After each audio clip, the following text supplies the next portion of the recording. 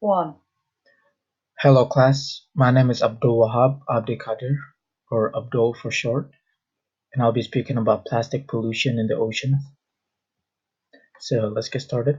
I'd like to first highlight the what of the problem, which is the significantly increasing number of plastic pollution in the ocean, and then highlight why this number is substantially increasing, and then also discuss some harms plastic pollution has to humans and wildlife, and also discuss some ways in which we can take part in lowering our plastic use and thus reduce the plastic pollution. I like to start by showing this video as it does show a great number of the information that I'm going to share. So it's going to serve as a good introduction.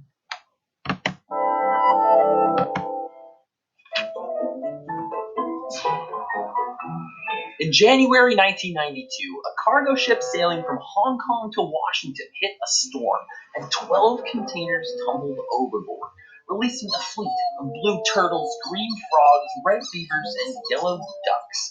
28,800 animals destined for bathtubs, now a lonely plastic navy drifting in the Pacific Ocean. Then they started to float ashore along the Alaska coast, Washington state. Some even traveled as far as the British Isles. But a few ended up here in a swirling spiral of floating junk, the Great Pacific Garbage Patch.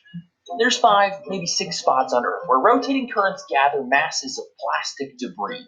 But go there and you won't see mountains of yellow ducks, red beavers, and novelty sunglasses. Not alarming as Garbage Island, but a lot more dangerous. The high density plastics we use to make consumables, think water bottle straws, Frappuccino cups, are broken down by sun, waves, and curious critters until what's left is less like garbage rafts and more like tiny bits of confetti floating in soup. That soup is bad news for what lives there, which is ironic since plastic was invented to save animals. During the 19th century, the demand for ivory billiard balls decimated elephant populations, forcing chemists to look for a synthetic alternative. They found it in 1907, Bakelite, the first synthetic plastic. Of course, the real boom didn't come until the mid 20th century. I just want to say one word to you. Just one word. Yes, sir. Are you listening? Yes, sir. Yeah. Plastics. Modern plastics are so strong that a 60-gram jug can carry 4 kilograms of milk. But despite being so durable, plastic is also cheap. So cheap that much of it's designed to be used just once. Even when it ends up in the trash can, or better yet, the recycling bin, every year more than 8 million tons of plastic waste leak into the ocean. That's about 15 plastic shopping bags worth for every meter of coastline on Earth. Because that plastic is broken down into nearly invisible bits, it makes it hard to figure out just how large those polluted patches are. Is it one Texas, two, or four Texases? Or is it Texas? Whatever. That puny plastic potpourri also means most of those ocean skimming cleanup ideas you hear about won't work. The truth is, while we might hear a lot about these flotillas of flotsam, we find plastic everywhere we find ocean, and at every depth, even the deepest. Birds and younger sea animals that can't dive deep to find their dinner end up feeding near the surface, where they encounter more plastic. Larger debris can certainly tangle these animals up, but many end up eating plastic too, sometimes by accident.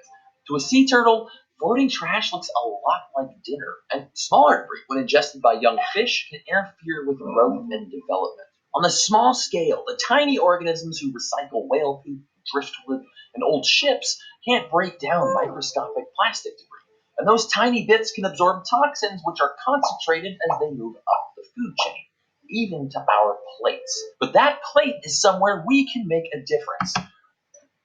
Okay, that's about enough of it. Now, in other words, plastic problem is indeed a huge problem in today's oceans.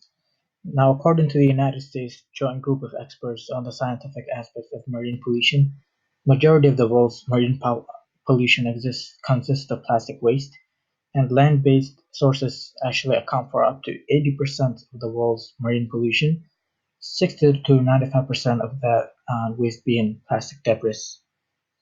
Furthermore, the same article states that according to 2015, 8 million metric tons of plastic ended up in our oceans. That's equivalent to about 15 grocery bags filled with plastic for every foot of coastline in the world, and as stated in that video. And this number is actually expected to double by the year 2025. To get a better picture of the impact of the problem, here are a few pictures that I collected of some beaches that were just destroyed by plastic pollution. That being said, why is plastic pollution significantly increasing? Uh, One of the underlying main causes is because of their attractiveness to use. Their versatile, lightweight, strong, flexible, and inexpensive condition cause it makes it attractive for people around the world to use and overuse it.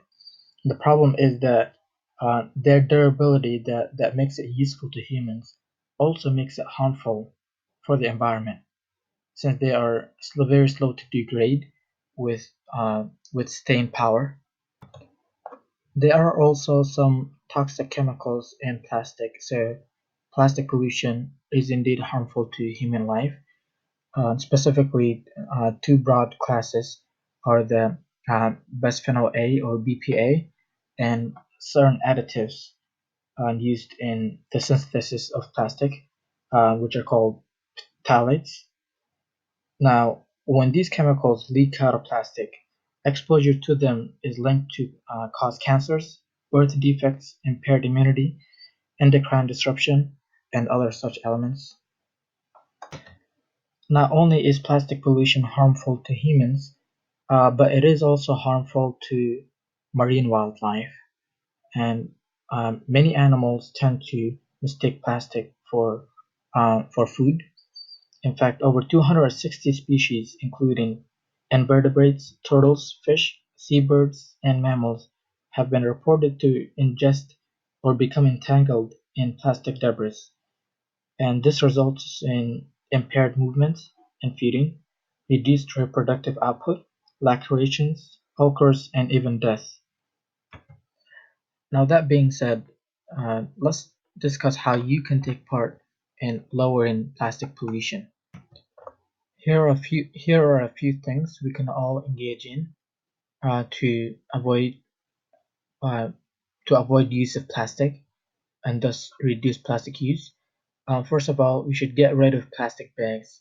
Rather use our own reusable bags for the store, and we should also avoid using straws and replace instead of using plastic bottles, we should use refillable bottles, and also avoid any products with packaging. Rather go for the ones without plastic packaging. And we can also recycle as much as possible. That is essential. And also avoid littering. Now you may ask how such insignificant things such as avoiding the use of straws is gonna solve the world's plastic problem. However, it's all about consistency and commitment to a certain habit. Of course, there is no one thing that we can all do to solve the world's plastic problem right now.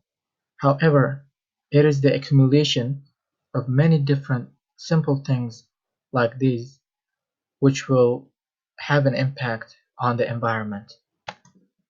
For example, avoiding plastic products like straws for just one day will not have any impact on reducing plastic pollution.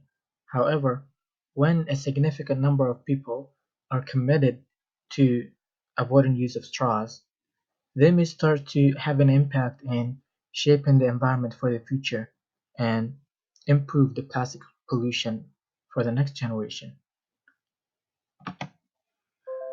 That will be all. Thank you so much for watching, and please let me know any questions or concerns you may have.